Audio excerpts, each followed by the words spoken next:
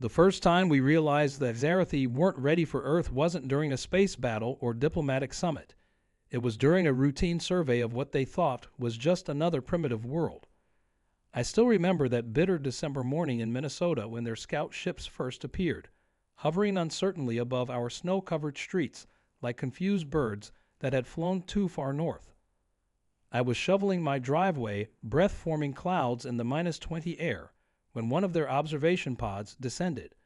Through its transparent hull, I could see three tall, gray-skinned figures huddled together, their large eyes wide with what I later learned was complete bewilderment. They were watching me, a regular human doing a regular winter chore, with the kind of fascination usually reserved for impossible physics experiments. Looking back, we should have guessed that a species from a climate-controlled world would be thrown by our casual relationship with extreme weather. The Xerathi had mastered faster-than-light travel and could terraform planets, but the sight of humans voluntarily going outside in freezing temperatures short-circuited their understanding of what was possible. Your kind actively seeks out these conditions. Their lead researcher asked me later, after they'd finally worked up the courage to make first contact. The translator rendered their tone somewhere between horrified and awestruck.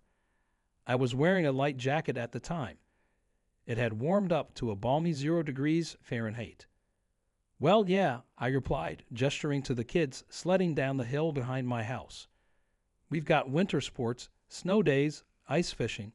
Some people actually look forward to this weather." The aliens' color-shifting skin turned a pale shade that I would come to recognize as their equivalent of going weak in the knees. But it wasn't just the cold that confounded them. As spring rolled around, they watched in mounting disbelief as humans cheerfully endured everything from thunderstorms to heat waves. They saw construction workers laboring in the summer sun, hikers trekking through rain, and surfers paddling out to meet approaching storms. Each display of our weather resilience seemed to simultaneously fascinate and disturb them. Their research teams compiled report after report, trying to make sense of it. How could a supposedly less advanced species be so casually adapted to conditions that would require extensive protective gear on their world? They ran tests on our biology, our technology, our architecture, searching for some hidden secret that explained our hardiness. What they struggled to understand was that humans hadn't conquered the elements with superior technology or genetic engineering. We'd done it the old-fashioned way, through stubborn persistence and creative adaptation. Every piece of clothing, every building technique, every cultural tradition around weather was the product of thousands of years of trial and error, passed down and refined through generations. The Xerathi's reaction to our weather resistance was just the beginning. As they spent more time studying Earth, they discovered countless other ways humans had learned to thrive in conditions their own species considered impossible. But that initial shock over our cold tolerance, that was what first made them realize they might have severely underestimated us.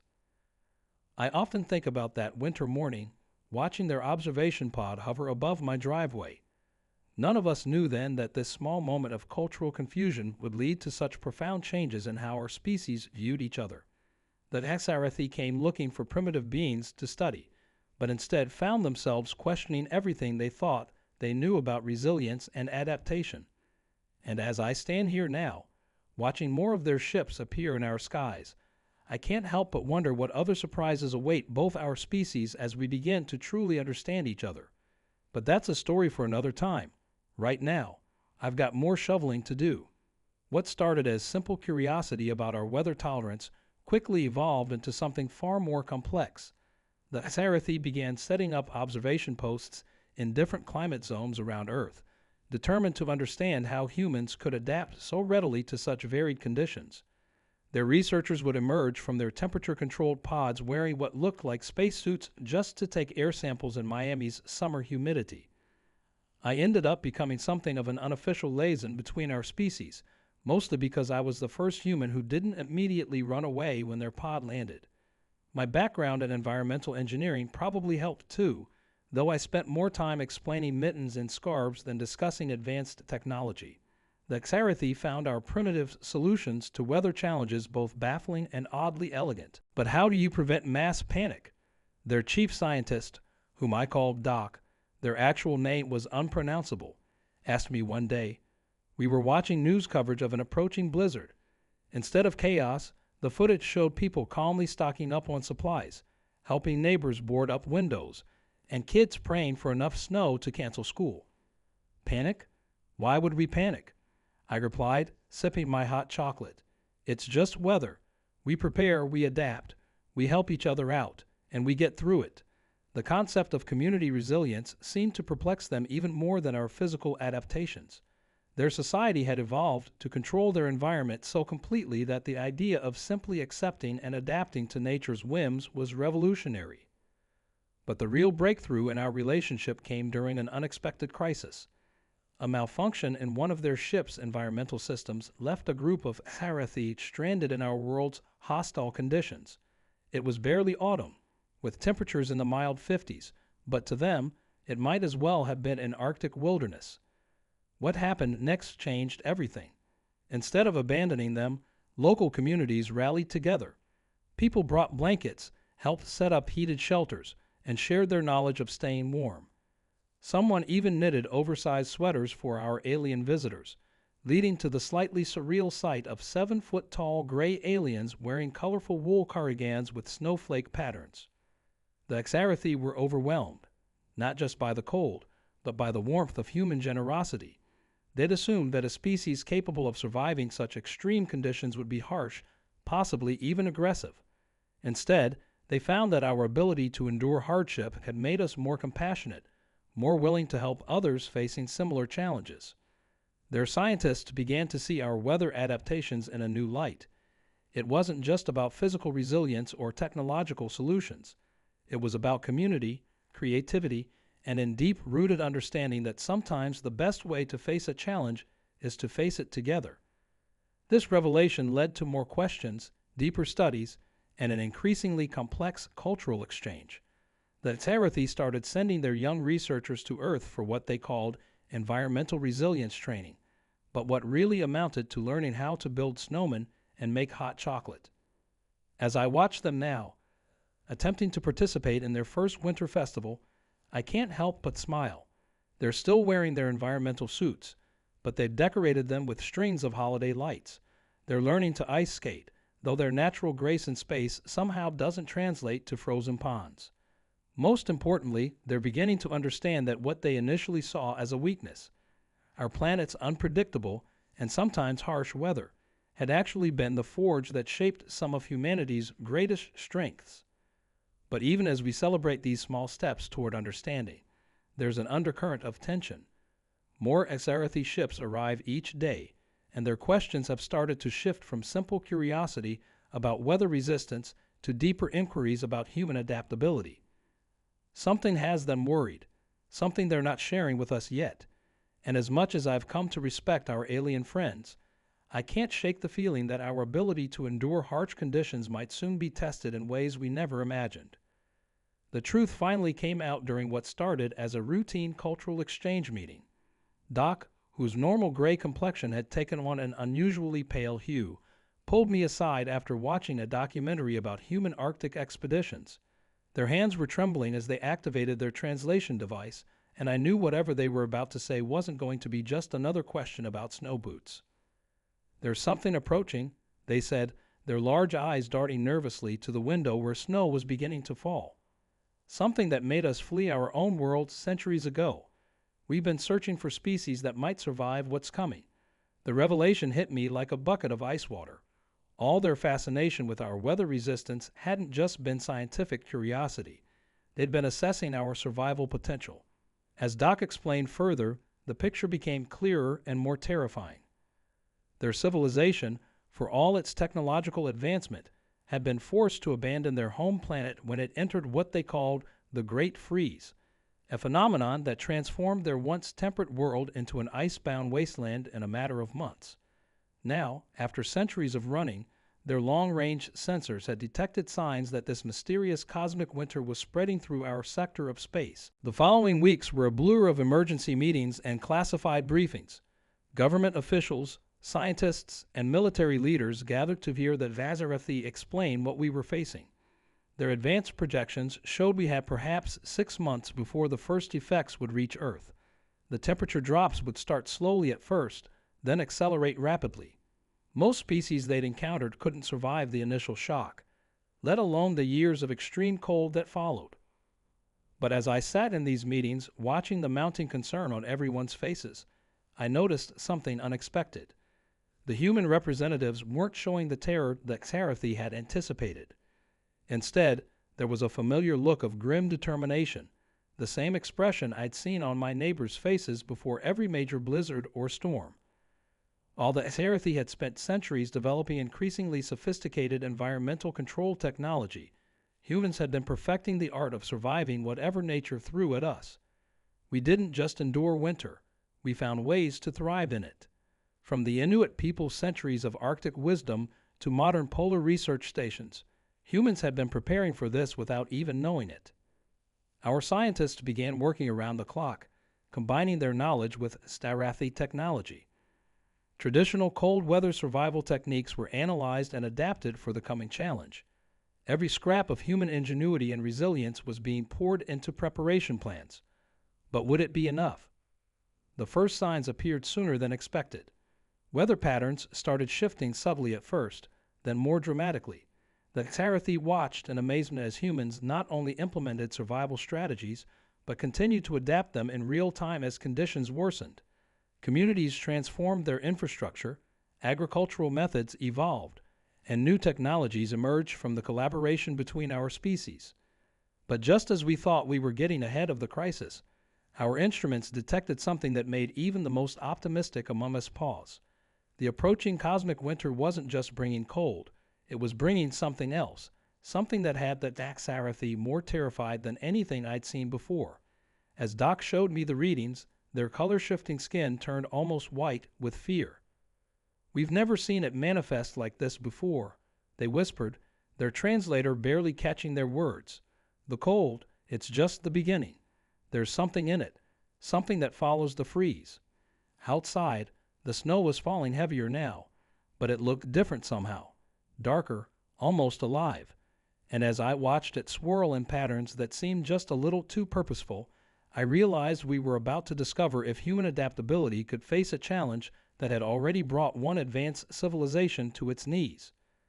Looking back at Doc's terrified expression, I wished I could tell them everything would be fine. But as they'd learned during their time on Earth, humans don't survive by pretending challenges don't exist. We survive by facing them head-on, together. And whatever was coming with this cosmic winter, it was about to learn just how stubborn humans can be when our backs are against the wall. It started with the dreams. All across the globe, people reported the same visions: vast, crystalline structures rising from the increasingly frequent snowstorms, pulsing with an otherworldly blue light. At first, we dismissed them as stress reactions to the worsening conditions. But when the Xerathi began experiencing similar dreams, we realized we were dealing with something far more complex than just extreme weather. Doc finally admitted what their species had been hiding for generations. The cosmic winter wasn't a natural phenomenon. It was a form of invasion. The crystalline structures in our dreams were real, buried deep within the ice of their home world. As temperatures plummeted, these structures would emerge, acting as beacons for something they called the frost shepherds, entities that had evolved to thrive in the absolute cold of deep space. "We thought running was our only option," Doc explained, their voice heavy with centuries of accumulated guilt. "No species we encountered could withstand both the cold and the influence of the shepherds. But humans," they paused, their color-shifting skin rippling with a mix of hope and fear. "Humans are different. You don't just endure the cold. You find ways to master it, to make it your own." What Doc couldn't have predicted was how humanity would react to this revelation. Instead of sparking panic, it ignited something else, a fierce determination that seemed to grow stronger as temperatures continued to drop. When the first crystal structure emerged from an ice sheet in northern Canada, our response wasn't to flee, but to study it. While the Xerathi watched in disbelief, teams of scientists and researchers set up observation posts around the formation, braving temperatures that had already driven most other life forms into hiding. But our boldness came with a price. The crystal's influence was stronger than we'd anticipated. Those working closest to it reported increasingly vivid visions, not just of the structures now, but of vast, shadowy forms moving through the storms. The frost shepherds were coming, and they were drawn to our resistance like moths to a flame. Then came the discovery that changed everything. A team of researchers, combining ancient human cold weather survival techniques with Zarathi technology, found something unprecedented. The human ability to generate heat wasn't just biological. It had a psychological component that created a kind of natural barrier against the shepherd's influence. Our minds, hardened by millennia of adapting to Earth's seasonal changes, had developed a resilience that the Xarathi's climate-controlled evolution had never needed. As the realization spread, the Xarathi's approach to the crisis began to shift. Instead of focusing solely on their advanced technology, they started learning from us, not just about surviving the cold, but about the mental fortitude required to face it. Their younger generations, particularly those who had spent time on Earth, showed signs of developing similar resistances. But just as hope began to grow, the storms intensified. The crystal structures were now emerging faster, their ethereal blue light painting our snow-covered world in alien hues. The frost shepherd's influence grew stronger, and the boundary between dreams and reality started to blur.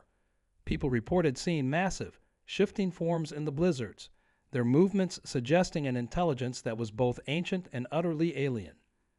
Through it all, humanity refused to back down. We adapted, innovated, and prepared for whatever was coming. The Xarathi, who had once seen us as primitive, now watched in amazement as we transformed our cities into fortresses against the cold, our technology and traditional knowledge combining in ways they had never imagined possible. Yet even as we strengthened our defenses, questions lingered. Why had the shepherds followed the Xarathi for so long? What did they want? And most importantly, what would happen when they finally arrived to find a species that wasn't running? A species that had decided to stand its ground and fight back against the cosmic winter itself.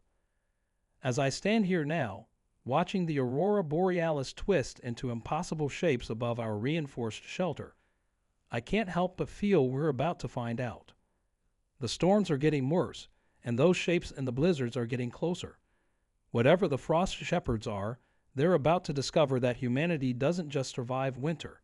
We've made it our own, and we're ready to show them exactly what that means. The frost shepherds arrived during the longest night of the year, when temperatures had plunged far below anything Earth had experienced in recorded history. They emerged from the storms not as the monsters we'd imagined, but as beings of pure crystalline energy, their forms shifting and flowing like the aurora above. The Xarathi were right about one thing.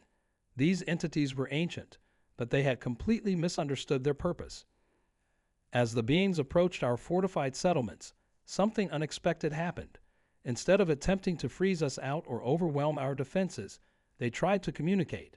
The crystals that had emerged from the ice began to resonate, creating patterns of light and sound that our linguists and scientists worked frantically to decode. The Xarathi watched in stunned silence as humans, the supposedly primitive species, became the first to establish meaningful contact with the entities they'd fled from for centuries. The truth, when we finally understood it, was both beautiful and tragic. The frost shepherds weren't invaders.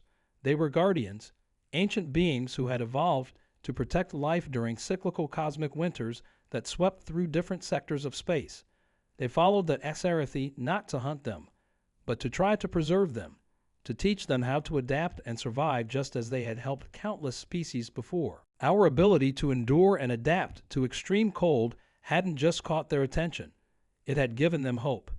While other species relied on technology to control their environment, humans had maintained a crucial balance between technological advancement and natural adaptation. This was what they had been searching for, a species that could help bridge the gap between the warm-blooded races and the creatures of the cosmic winter. The crystal structures weren't weapons or beacons. They were repositories of knowledge, libraries containing the accumulated wisdom of every civilization the shepherds had guided through previous cosmic winters.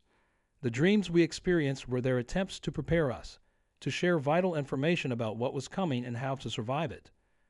But just as we were processing this revelation, Our instruments detected something that made even the frost shepherds pause. The cosmic winter was intensifying beyond anything they had ever encountered. The cold was growing deeper, more profound, threatening to overwhelm even their ancient defenses. We faced a choice. We could try to escape like the Xerathi had done, or we could stand our ground and face this unprecedented threat together. The decision was made in true human fashion, not by leaders or committees, but by ordinary people refusing to abandon their homes and their newfound allies. The Frost Shepherds, moved by our determination, began sharing their knowledge more directly. The Xerathi, inspired by our example, chose to stay and fight alongside us. What followed was the most extraordinary collaboration in human history. Using a combination of shepherd wisdom, Xerathi technology, and human ingenuity, we began to understand that our planet's seasonal cycles had given us more than just physical resilience. Earth's rhythmic pattern of warming and cooling had created a unique energy signature, one that could be amplified to create a protective barrier against the worst of the cosmic winter. The final battle wasn't fought with weapons, but with willpower and wisdom. As the peak of the cosmic winter hit, every human on Earth participated in a synchronized effort to generate and direct thermal energy, guided by the shepherds' ancient knowledge. The Xerathi provided the technological framework, while the Frost Shepherds acted as conduits, channeling and amplifying our combined efforts.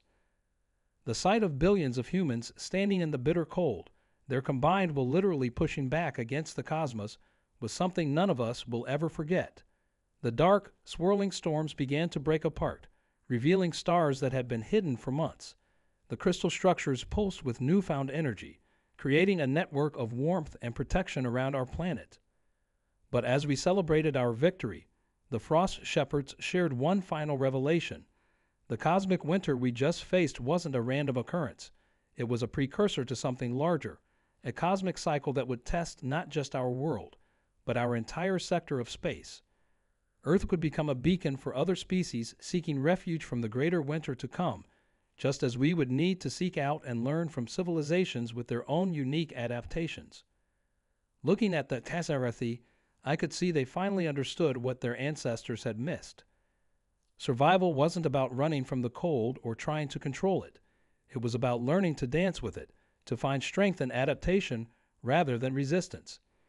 As for humanity, we discovered that our greatest power wasn't in our technology or even our resilience, but in our ability to bring different species together, to find common ground in the face of impossible odds. 5 years have passed since that pivotal winter, and Earth has transformed in ways none of us could have imagined. The crystal structures have become permanent fixtures of our landscape, their soft blue glow a reminder of how close we came to losing everything. But instead of trying to hide them or study them from a distance, we've built communities around them, learning centers where humans, Xerathi, and occasionally even the Frost Shepherds themselves gather to share knowledge about surviving the cosmos' harshest challenges. The Xerathi have changed the most. Their once sterile ships now feature gardens growing cold-resistant plants developed through collaboration between their scientists and Earth's botanists. Their younger generations have started spending their formative years on Earth, learning not just to endure the changing seasons, but to find joy in them. Last week, I watched a group of their children build their first snowmen, without environmental suits. Their laughter, so similar to human children's despite their alien physiology, echoed across the snowy field. Doc, who now leads the primary research station near my home, has developed a fascinating theory about human evolution. They believe our planet's regular seasonal changes created a kind of psychological resilience that goes beyond mere physical adaptation. Your species doesn't just survive change, they told me recently. You anticipate it, prepare for it, celebrate it.